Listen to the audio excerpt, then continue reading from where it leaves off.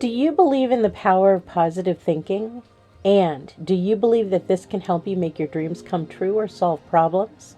Well, today, I'm going to tell you about how being positive has been helpful to me and how I think it can help you. Don't go away. Rose-colored glasses, take one. Hi, I'm Dana. And I'm Angel. And you're watching Rose-Colored Glasses with Lord and Lady Logan. In a world where people are quick to talk about the things they dislike, we want to keep it positive. So we'll be individually and collectively telling you about all the things we do like. We hope you enjoy the show.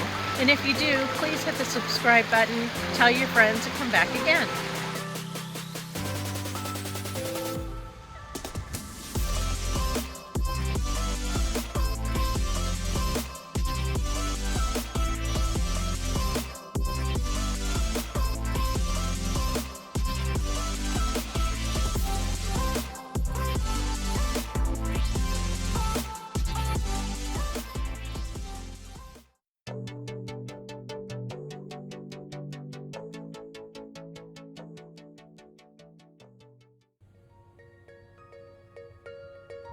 Hi, I'm Angel Logan, and thank you for joining me today on Rose-Colored Glasses with Lord and Lady Logan.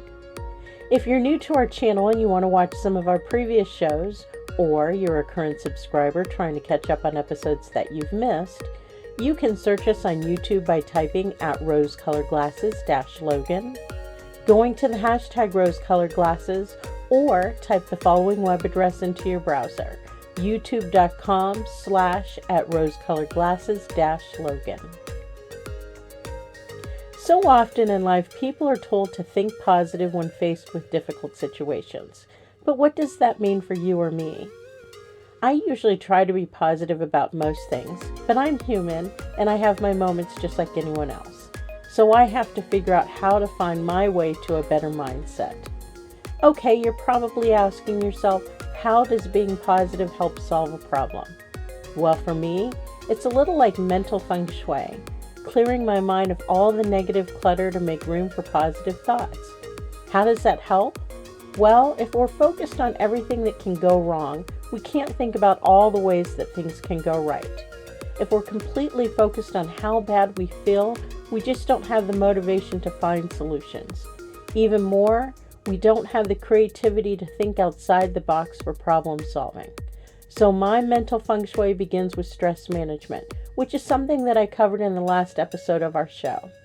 I start by concentrating my energy on something positive that I enjoy, like music, to distract myself enough to clear my mind of negative, doubtful, and fearful thoughts.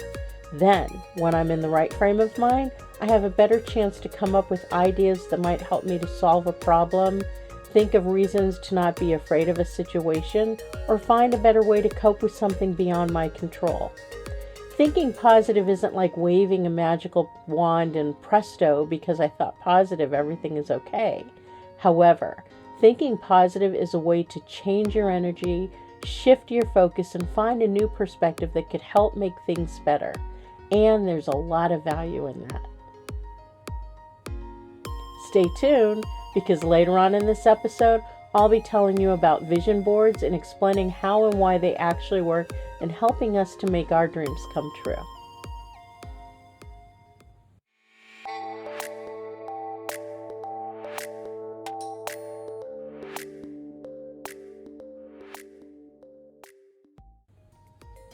Some say that the best way to get rid of a bad habit is to replace it with a good one.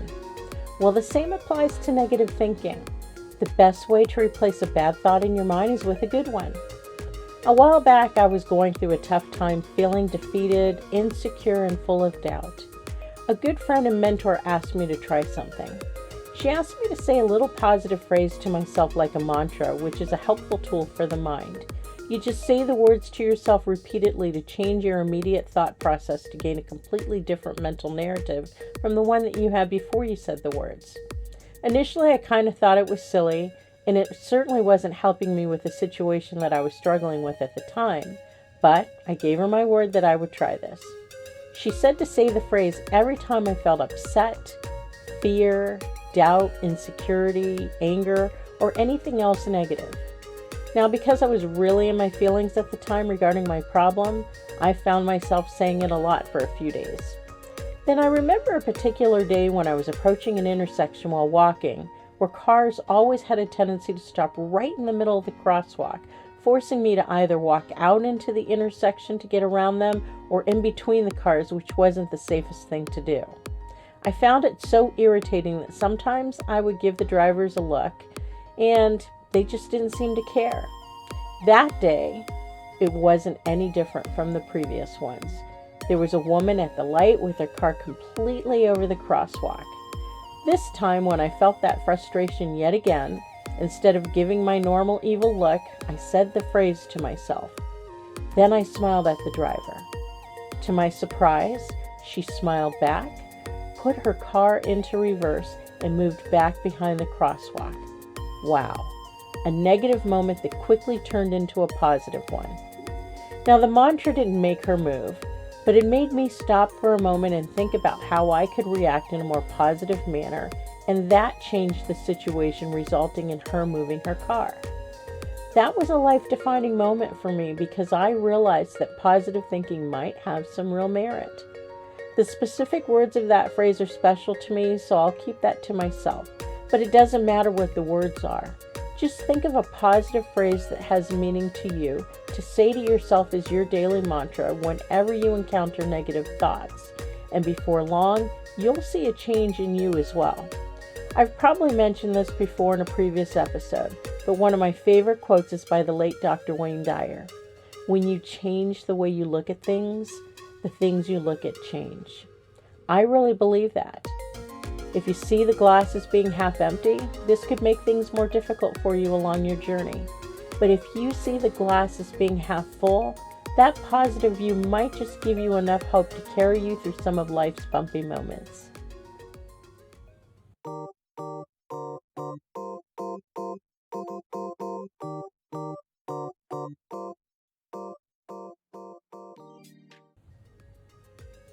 One of the best kinds of positive thinking is making the best out of the circumstances that you have, even when those circumstances aren't as ideal as you'd prefer.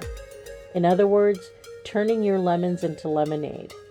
When things aren't going the way you want them to, you have every right to feel disappointed, sad, or even angry, because you shouldn't stuff away your feelings. But it's how you react to those emotions that makes the biggest difference in the world. It might help if you could channel your time and energy toward finding a way to improve the situation.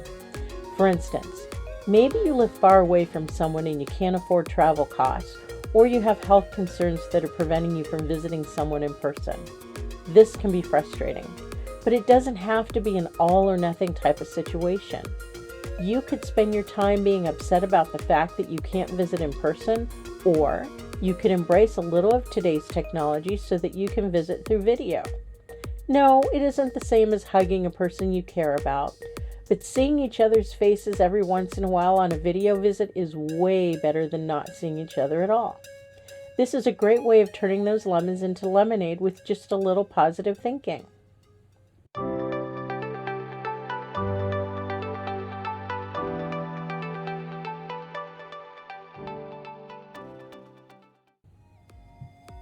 I'm sure that you've heard the old saying about looking for a silver lining in every cloud. Well, this is another great way to put your positive thinking into practice. We all know that every situation in life is not perfect or even ideal, but if we can take every circumstance and try to find something good out of it, something to be glad about, this will help take our focus away from the negative and put it squarely on top of the positive.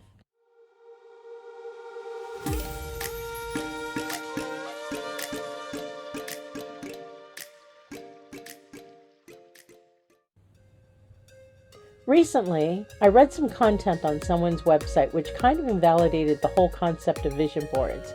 And while I completely agree that hard work is necessary to reach our goals and dreams, I believe that the wish is just as important as the hard work that it takes to make it come true. So how does the vision board come into play? Well, a vision board is where you put your wishes in the form of words, images, clippings, symbols, or whatever that all represent your dreams and goals as well as the steps you need to take to reach them. A small or medium-sized cork bulletin board is good because you can pin items on it easily, and you can hang it in a visible spot like in front of your desk or somewhere else where you'll see it every day.